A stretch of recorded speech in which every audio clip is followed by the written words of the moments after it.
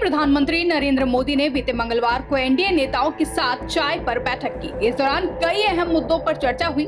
साथ ही पीएम ने विपक्ष पर करारा प्रहार भी किया।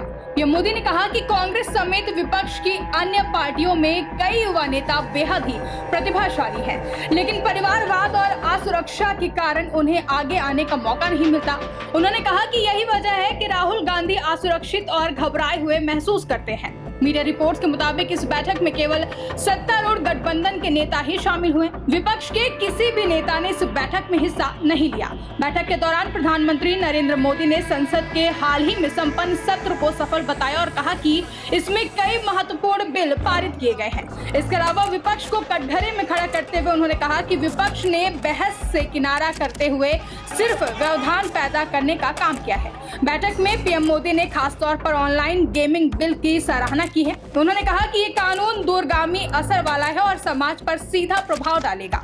बता दें कि इससे पहले संसद ने 20 अगस्त को ऑनलाइन गेमिंग बिल 2025 पारित किया, जिसमें मनी बेस्ड ऑनलाइन गेम्स पर पाबंदी लगाई गई है। इस कानून के तहत नियम तोड़ने वाली कंपनियों, प्रमोटरों और व्यक्तियों पर कड़ी सजा और जुर्माना लगाया जाएगा। बिल पारित होने के बाद ऑल इंडिया गेमिंग फेडरेशन ने इस बिल पर गृह मंत्री अमित शाह को पत्र लिखकर चिंता जताई है। फेडरेशन ने कहा कि पूरी तरह से प्रतिबंध लगाने से इस क्षेत्र को गंभीर नुकसान होगा।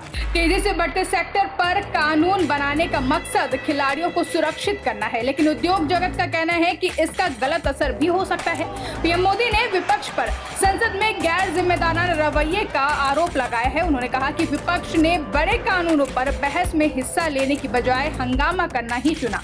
लोकसभा में तो हालात तब बिगड़ गए जब विपक्षी सांसदों ने गृह मंत्री अमित शाह के पेश किए गए 3 विवादित बिलों की प्रतियां फाड़ दी, जिसको लेकर पीएम मोदी ने कहा कि ऐसे अहम विषयों पर विपक्ष को चर्चा करनी चाहिए थी। फिलहाल लोकसभा और राज्यसभा दोनों ही सदनों की कार्रवाई को लगातार हंगामों की वजह से अनिश्चित काल तक के लिए स्थगित कर दिया गया है। देखना दिलचस्प होगा कि पीएम की इस बैठक के और क्या मायने और परिणाम आने वाले समय में देखने को मिलते हैं।